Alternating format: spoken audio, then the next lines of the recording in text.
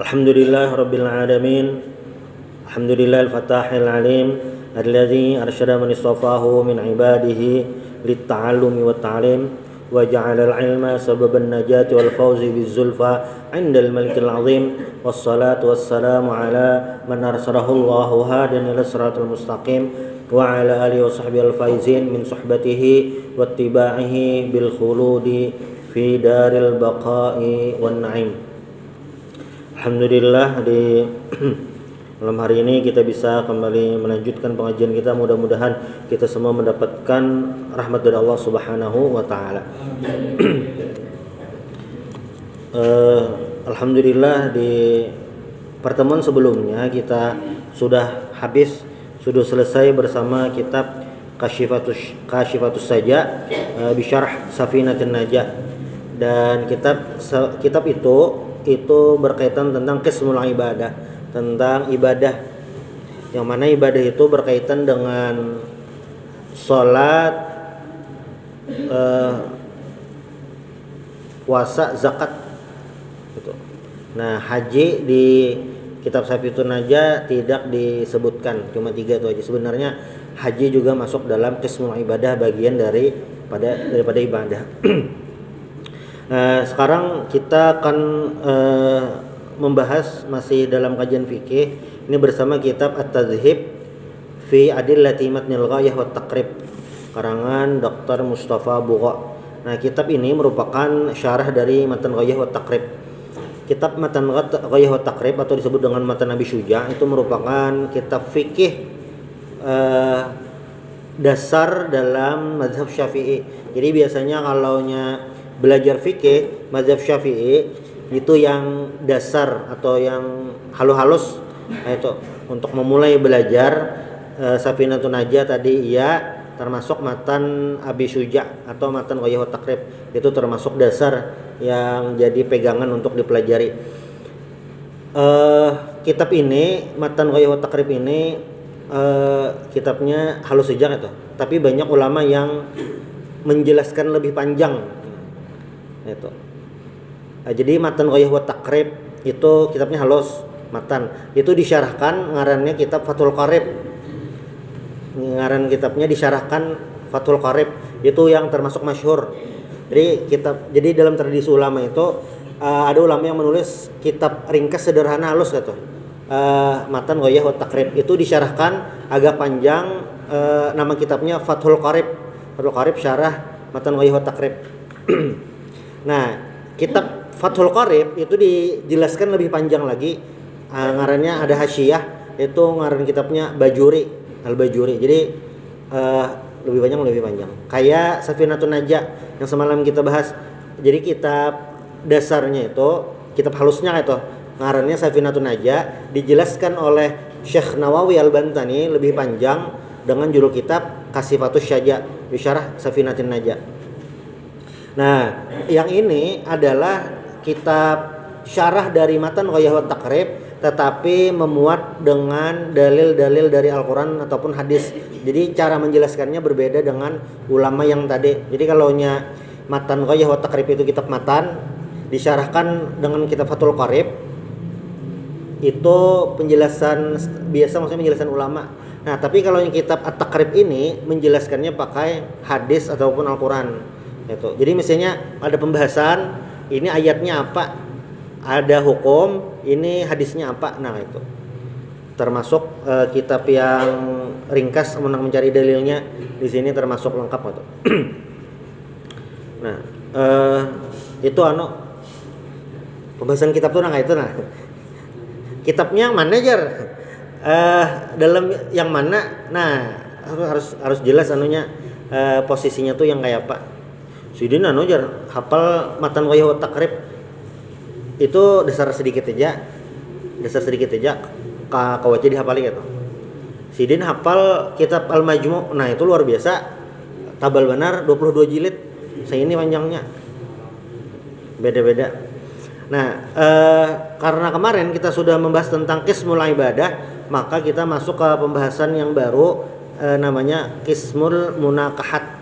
Nah, bagian pembahasan dari pernikahan. Kalaunya sekarang ini disebut dengan pembahasan al-ahwal asy-syakhsiyah, al-ahwal asy-syakhsiyah.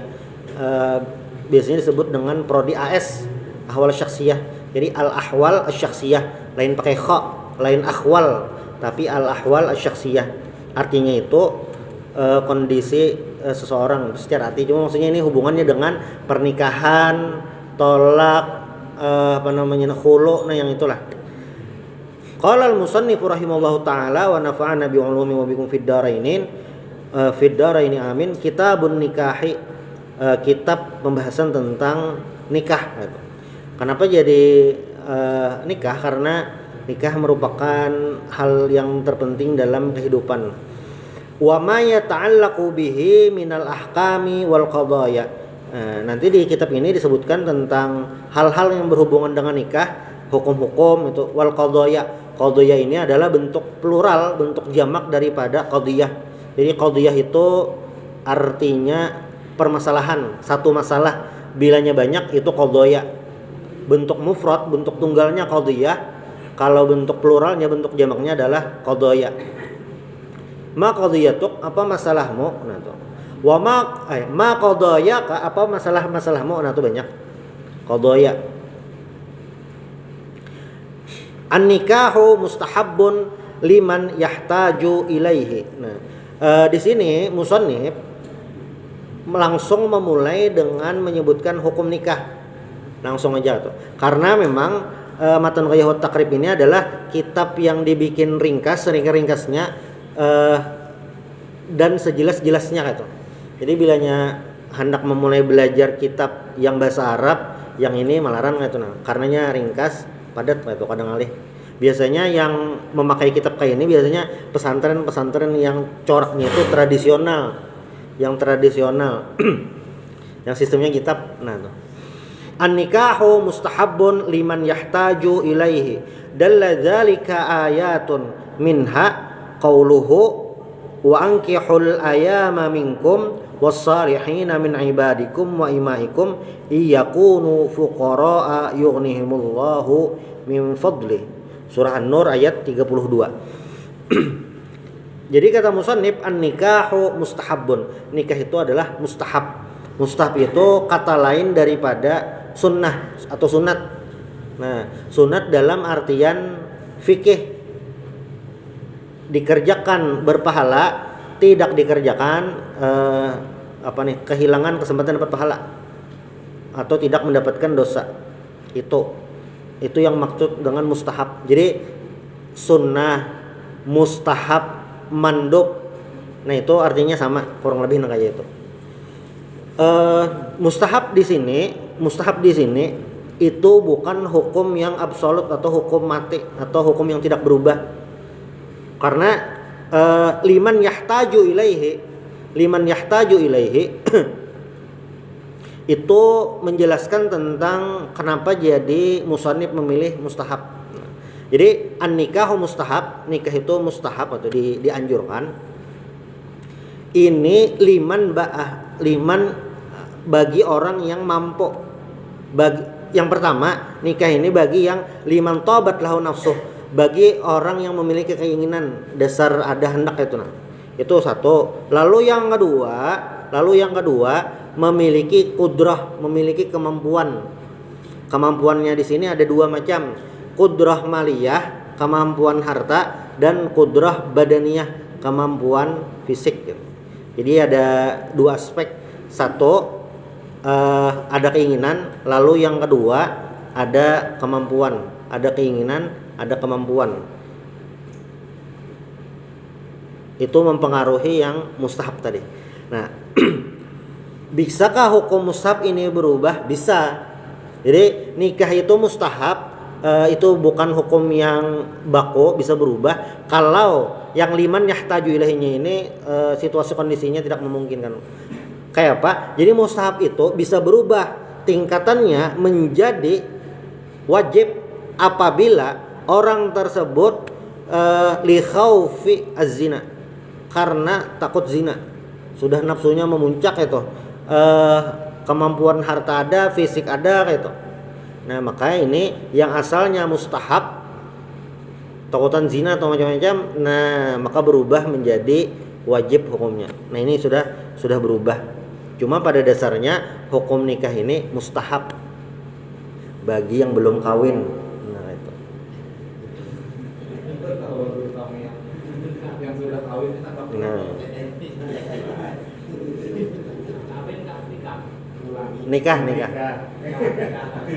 Ulangi lah. Jadi nikah ini mustahabun ini yang dari disebut dengan musannif mustahab ini bagi yang belum menikah itu hukumnya mustahab. Nah, kalau yang sudah kalian bawakan kitabnya yang lain pada ini kalian bacakan. Karena ulun yakin pembahasan itu orang ada yang waninya bisa membaca itu. Kalian membaca dasar kalian membacakan kitabnya. Kalian bawakan. di demo ibu-ibu aja. Katanya karena hukum karena ada jaga itu nah hukumnya. Karena nikah. Jadi nikah itu pada dasarnya nikah yang bagi belum kawin itu hukumnya mustahab. Karena kalau yang sudah menikah, anak menikah pulang itu lain lagi hukumnya. Jadi beda-beda. Kada sama. Nah, adalah yang nikah itu hukumnya makruh, ada. Hukum makruh itu adalah nafsunya sadang hajar itu, duit kadeda. Nah, ini makruh hukumnya. Karena apa? Karena bilanya kawin kada kawa mongkosi, jelas kada kawa mongkosi. Jelas ada dasar kada dapat duitnya. Laur hari-hari aja. Kada jelas. Nah, ini makruh hukumnya nikah. Tapi, ini ada tapinya lah sebujurannya. Di surah An-Nur tadi ayat 32 ayat Allah tuh jelas. Jadi Allah itu ketika berjanji, ada janji itu kita tinggal menikmati janji Allah Ta'ala aja gitu. Seberapa kita meyakini itu gitu. Di surah An-Nur ayat 32 kau jangan cek di rumah. Wa ankihul ayama minkum. Allah Ta'ala menyuruh menikah. Wassalihina min ibadikum wa imaikum. Nah, ini poinnya. Iyakunu fuqara'a. Kalau kalian fakir, kemampuan ada aja itu nah. Cuma yang ada banyak duit, cuma ada kemampuan. Pekerjaan ada aja itu nah, ada banyak juga. Keinginan ada gitu. Yughnihimullah min fadlih. Iyakunu fuqara, kalau kalian fakir Allah akan kayakan min fadlih daripada karunia Allah Subhanahu wa taala. Makanya bilanya kita pikir-pikir lah itu nah, ulun secara pribadi Bang.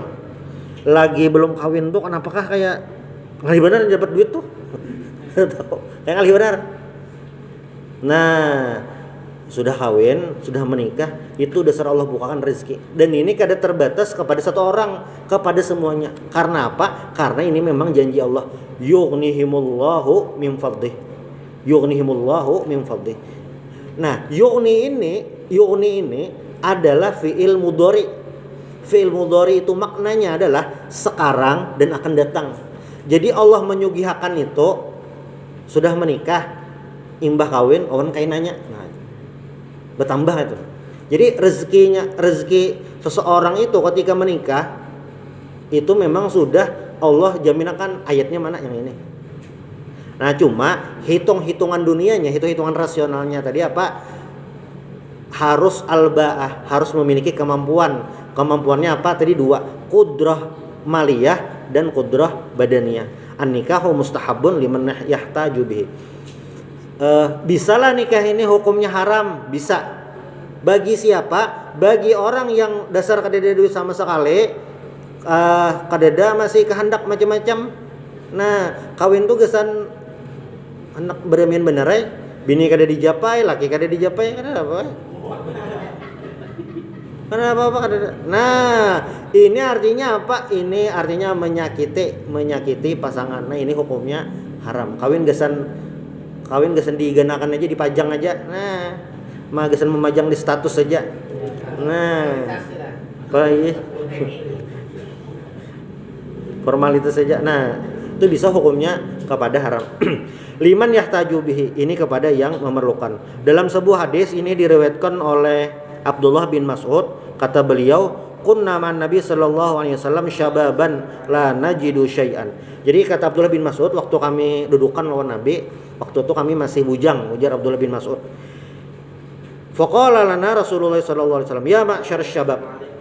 Jadi ujar Nabi, wahai para pemuda, ya ma'syar syabab, man istata'a minkum alba'ah falyatazawwaj.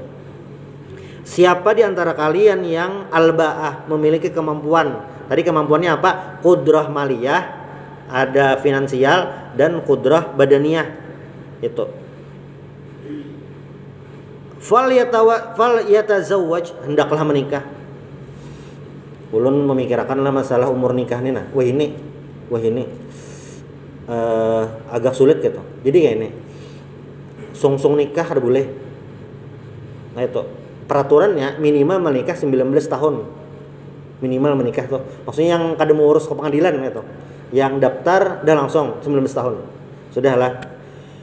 Dari buhan kesehatan melahirkan di atas umur 30, anggap 35 katanya. Di atas umur 35 itu dianggap resiko tinggi. Nah, bisa bujur Bang, resiko tinggi bisa bujur Bang katanya. Berarti usia itu produktif. Ini perempuan yang nyata perempuan gitu nah. Amunnya lakian kada apa-apa, asal umur berapa aja masih kuat aja kada apa-apa, terserah aja. Ini perempuan. Berarti usia menikah itu sekitar 10 tahun. Menikah itu kurang lebih 11 atau 12 tahun. Berarti antara lulus kuliah itu paling sungsung berapa? Antara 21 bisa 22 atau kurang daripada bisa 20. Berarti bilanya tuntung kuliah berkarir setahun 2 tahun tuh harus sudah itu supaya kada bermasalah. Masalahnya adalah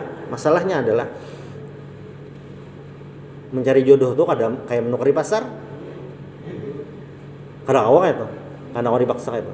Karena ini adalah Allah yang mengatur. Jadi ada diriwayatkan ini kisah nyata itu.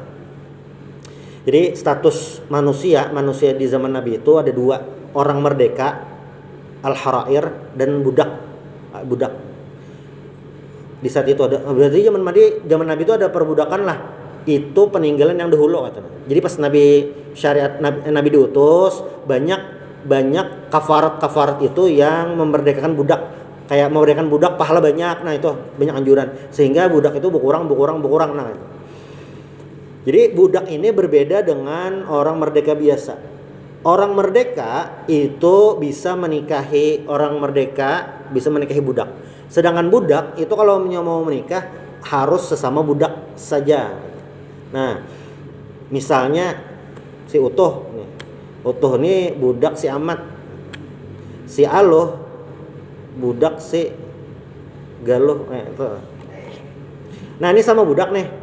Itu kawa menikah sama budak. Tapi bila salah satunya merdeka atau dimerdekakan tuannya, hubungan pernikahan tadi otomatis langsung hilang. Kada betala, kada bapak langsung hilang. Karena sudah beda status. Yang satu merdeka, satu budak, itu langsung hilang. Nah, kecuali masih hendak tetap tarus. Kadajar, walaupun boleh berpisah, ulun anak tetap taruh saja kada apa-apa pasangan ulun budak, nah itu tarus. Sudah. Jadi zaman Nabi itu ada ngaran budak bebinian, budak Aisyah kalau ada salah, ngarannya Barirah. Barirah ini budak perempuan menikah dengan laki-laki budak juga sama. Menikah. Ternyata dalam suatu ketika Barirah ini dimerdekakan oleh tuannya. Merdeka. Nah, berarti secara hukum otomatis pernikahannya itu sudah selesai. Sudah tuntung dah. Kada ada apa-apa. Ternyata yang laki-lakinya tadi, yang budak tadi masih sayang lawan Barirah tadi. Kada sayang aja, sayang benar.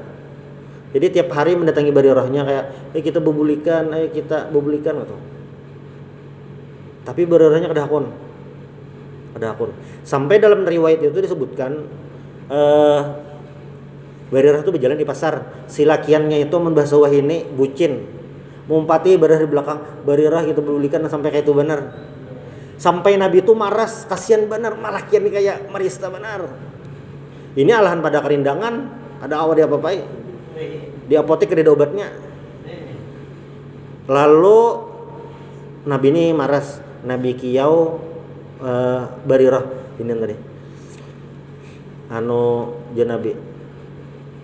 Ikam kada hendak bebulikan kah lawan laki ikam semalam? Pian Nabi menyuruh kah atau saran haja kah? Nah, jadi dari sini juga ulama mengistimbat hukum ketika Nabi dalam tanda kutip kayak kata perintah itu maknanya bisa dua, bisa perintah wajib, bisa sunnah atau saran aja. Nah, ulama merumuskan kayak itu. Nah, waktu Nabi menyuruh Barirah tadi, jaka ikam bebulikan lawan laki ikam dahulu. Barirah ini mencek Nabi ini mau nyuruh makna wajib kah atau sunnah aja kayak itu. Kada aja Nabi, ana syafi', aku hendak membantui haja. Nah, lalu jar Barirah, kada Nabi ai, ulun kada hendak bebulikan. Kada hendak bebulikan. Nah, itu maksudnya apa? Maksudnya Nabi itu kada kawaju mengatur masalah hati itu nah. Jadi, masalah jodoh dasar kada kawa. Itu memang Allah yang mengatur hati manusia tuh. Kada kawa itu. Jadi ada fakta di lapangan, ada perasaan yang tidak terlihat. Ini yang masalah nikah tadi. Kalau bicara masalah logistik, finansial itu kalau kelihatan. Masalah perasaan ini yang ada kawa. Nah, makanya ujar Nabi ketika memasani para pemuda, ya ma'syar syabab man istata'a minkum alba'ah falyatazawwaj. Karena menikah itu apa? Fa innahu aghaddu lil basar. Karena menikah itu akan menundukkan pandangan, wa ahsanu lil farj, dan akan menjaga kemaluan. Tapi ujar Nabi, wa man lam yastati' fa alaihi bisawm.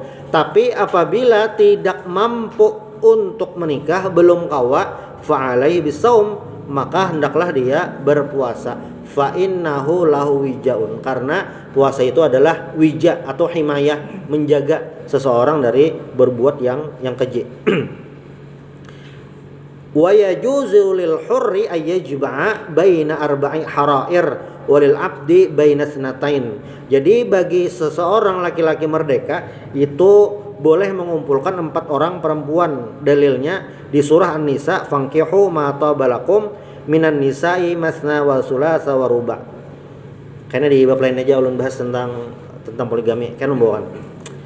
Lalu di riwayat lain ini dasar di zaman Nabi, da'an wa an Wahbin al-Asadi radhiyallahu anhu faqala. Jadi Wahab ini berkisah waktu Sidin hanyar masuk Islam. Ujar Sidin apa? Aslamtu wa indi samani niswatin fa dzakartu dzalika lin nabi sallallahu alaihi wasallam faqala an-nabiy sallallahu alaihi wasallam ikhtar minhunna arba'an.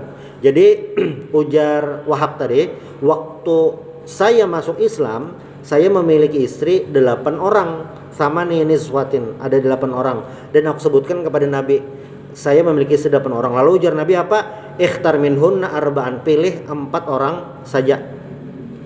Nah, sedangkan budak itu batasnya 2 orang saja. Wala yankihul hurru amatan ila bisyartain. Ini zaman dahulu. Wah, ini ada lagi. Jadi seseorang laki-laki yang merdeka itu boleh menikahi budak dengan 2 syarat saja. Ada musadaqil hurrah, tidak bisa menikahi perempuan merdeka. 1. Lalu yang kedua, wa khauful anah. Takut dalam berzina. Itu boleh menikahi budak. Jadi hukumnya menikahi budak tuh boleh atau kada boleh, kecuali kada ada gasan jujuran, gasan perempuan merdeka. Lalu yang kedua takut zina, itu boleh, baru boleh menikahi budak. Wah, ini budaknya kada ada lagi dah. Nah, langsung musannif sebelum membahas serba-serbi nikahnya, ini tentang wa nadharar rajuli ilal mar'ati ala sab'ati adrubin. Langsung beliau ini membahas tentang hukum pandangan laki-laki terhadap perempuan. Nah, langsung ini bahasa kitab itu istatrada, atau istatrada itu artinya mengalihkan pembicaraan. Ini kada langsung masuk ke bab nikah, tapi membahas tentang hukum pandangan laki-laki terhadap perempuan. Jadi ada 7 macam. Ahaduha, ini yang pertama lah. Nadharuhu ila ajnabiyatin li ghairi hajatin fa ghairu jaizin. Yang pertama adalah pandangan seorang laki-laki sebaliknya sama pandangan seorang perempuan ajnabiyah, perempuan yang bukan mahram, perempuan orang lah itu. Li ghairi hajatin, karena tidak ada keperluan macam-macam, fa ghairu jaizin, itu tidak boleh. Dalilnya apa? Dalilnya di surah An-Nur ayat 30. Qul lil mu'minina yaghuddu min absarihim wa yahfazu furujahum dzalika azka lahum. Itu yang pertama, pandangan laki-laki kepada perempuan tidak li ghairi hajah, tidak hajat apa-apa. Ini hukumnya kada boleh. Yang kedua, nadharuhu ila zaujatihi au amatihi, pandangan seorang laki-laki kepada istrinya atau budak perempuannya.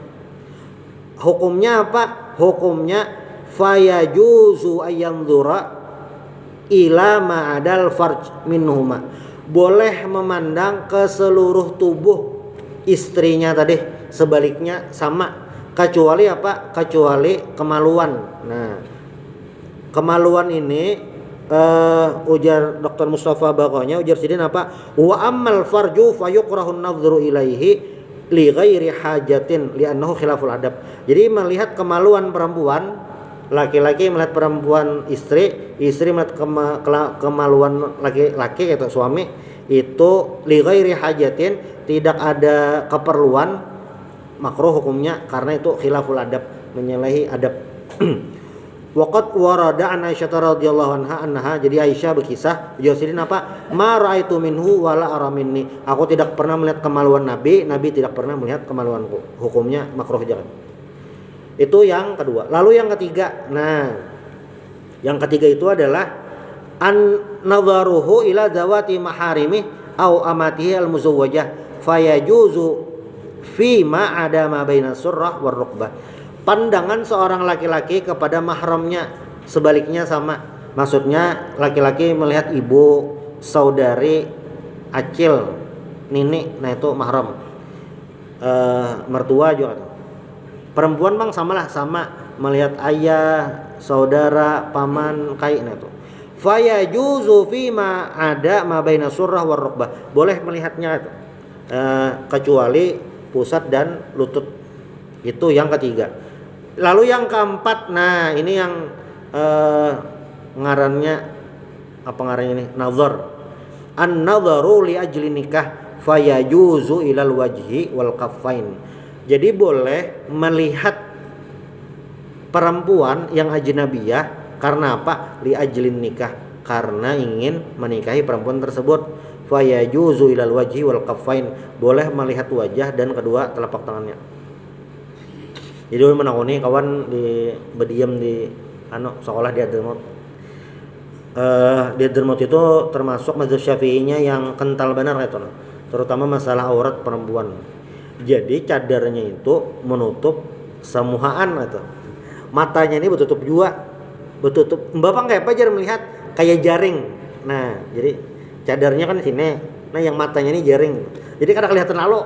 Nah, kenapa gerang? Jadi di sana memakai itu karena di mazhab Syafi'i memang kuatnya mazhabnya yang itu. Jadi aurat perempuan itu seluruh tubuh. Nah, di Indonesia kadang memakai pendapat yang itu. Di Indonesia ada memakai pendapat itu. Supaya tahu benar ya. Jadi untuk menikah itu ada masalah kada Bapak. Bahkan Nabi menyuruh melihati. Jadi ini diriwayat Abu Hurairah radhiyallahu anhu. Jasidin berkisah, kuntu indan Nabi sallallahu alaihi wasallam fatahu rajulun. Jar Abu Hurairah, saat itu aku bersama Rasulullah sallallahu alaihi wasallam, lalu datang seorang laki-laki. Fa akhbarahu annahu tazawwaja imra'atan minal ansar. Laki-laki tersebut berkisah ingin menikahi perempuan daripada orang Ansar. Faqala Rasulullah sallallahu alaihi wasallam, "Anadharta ilaiha?" Apakah kamu sudah melihat perempuan tadi? Ujar laki-laki tadi, "La, belum." Fadhhab fanzur ilaiha fa inna fi ayunil ansar syai'an. Nah, lihati dahulu kayak itu supaya kada tersalah melihat kena. Itu yang keempat. Lalu yang kelima, ini banyak juga kejadiannya pada kita. Apa? An-nadharu lil mudawah fayajuzu ilal mawadi'i allati au bani akhwatihinna. Jadi yang allati yahtaju ilaiha. Yang kelima, hukum memandang itu adalah an-nadharu lil mudawwah, melihat laki-laki melihat aurat perempuan atau perempuan melihat aurat laki-laki, laki-laki melihat perempuan, perempuan melihat laki-laki, karena apa? Lil mudawwah, untuk pengobatan, fayajuzu ilal mawadi'il lati yahtaju ilaiha, boleh melihatnya apa? Untuk keperluan, Ini diriwayatkan dari Ummu Salamah, ini istri Nabi. Ujar sidin apa? Anna Ummu Salamah istadzanat Rasulullah sallallahu alaihi wasallam fil hijamah. Jadi Ummu Salamah ini minta izin kepada Rasulullah sallallahu alaihi wasallam hendak bekam. Nah, fa'amaran Nabi sallallahu alaihi wasallam Abu Thaibah ayyahjumaha. Nah, maka Nabi menyuruh Abu Thaibah untuk membekam Ummu Salamah. Ini maksudnya untuk membekamnya lakian katanya. Ini apa tadi? Lil mudawah, boleh aja. Ini tentu tergantung keperluannya atau apapun kasusnya. Lalu yang keenam, an-nadharu li syahadah au lil muamalah. Nah, ini banyak juga kejadiannya. Melihat untuk persaksian atau dalam transaksi jual beli. Namun jual beli dilihati orangnya. Jangan kada dilihati. Karena kada tahu. Kalau pina ada salah tukar, angsulan belum tujulung, tersalah ambil, nah dilihati orangnya. Fayajuzu an-nadhar ilal wajhi khasatan, boleh melihat wajahnya khusus. Nah, ini idza kanat hajatan lima ma'rifati tilkal marah wa lam tu'raf dunan nadhar ilaiha. Pokoknya harus melihat orangnya supaya tahu. Yang ketujuh,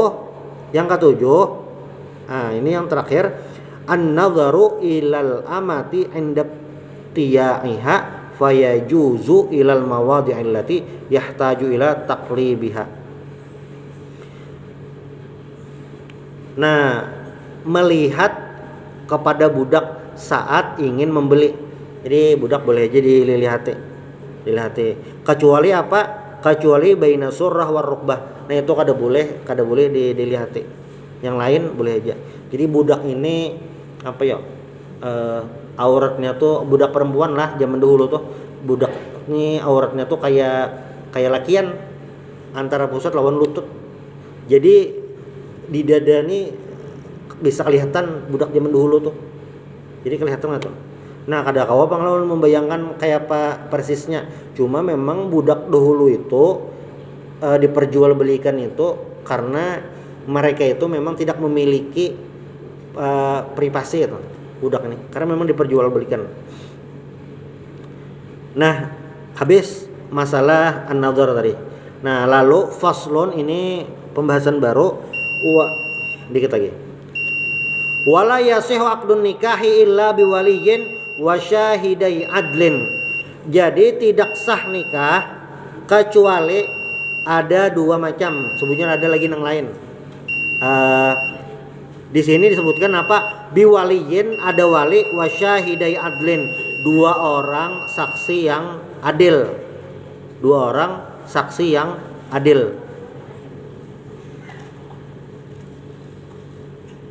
Liqaulihi sallallahu alaihi wasallam la nikaha illa biwaliyin wa syahidil adlin wa ma kana min nikahin ala ghairi dzalik fa huwa batilun. Jadi tidak sah nikah kecuali pakai wali, ada dua saksi.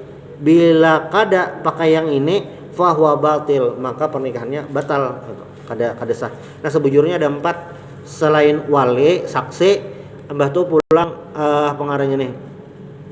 Suami istri, lalu akad nikah. Nah, akad nikah. Ada. Di sini 2, ini yang 2 ini paling utama. Dalam riwayat lain dari Abu Musa al-Asy'ari, la nikaha illa biwaliyin, tidak sah pernikahan kecuali pakai wali. Nah, lalu syarat wali dan dua saksi. Syarat wali dan 2 saksi itu ada 6 macam, ila sittati syara, itu ada 6 macam. Yang pertama al-islamu, yang pertama adalah Islam. Berarti bilanya kada Islam, kada kawa jadi wali, kada kawa jadi saksi. Nah, mbah pang jar, bilanya abahnya pang kada Islam kayak apa? Nah, berarti yang menikahkan itu langsung wali hakim. Dalam hal ini kepala KUA. Nah, itu aja. Asal jelas aja surat menyuratnya, administrasinya, oh ini mualafnya ini. Nah, saksinya bang bilanya kada Islam kayak apa, boleh lah, jelas saya ada boleh, itu yang pertama. Lalu yang kedua al-bulughu, balik, berarti kan kada kawa. Al-aqlu, bakal, nah berarti bilanya orang gila kada kawa. Wal hurriyah, merdeka. Adz-dzukurah, laki-laki. Wal adalah, adil. Nah ini yang persyaratan adil ini yang berat. Kenapa gerang adil ini? Yang dimaksud dengan adil itu adalah orangnya tidak fasik. Jadi fasik itu tidak mengerjakan dosa. Fasik itu adalah orang mengerjakan dosa besar dan al-israr 'ala shaghair, istiqomah atau selalu mengerjakan dosa-dosa kecil gitu. Lalu nih kayak apa ngamunnya walinya kada adil, hukumnya kayak apa nikahnya. Nah itu ada apa ngarannya nih, dispensasi dari para ulama mengenai wali yang tidak adil. Nah insyaallah ini kita sambung lagi di pertemuan berikutnya. Entah hal minta ridha. Subhanallah bihamdik asyhadu an la ilaha illa anta astaghfiruka wa atubu ilaik. Al-Fatihah.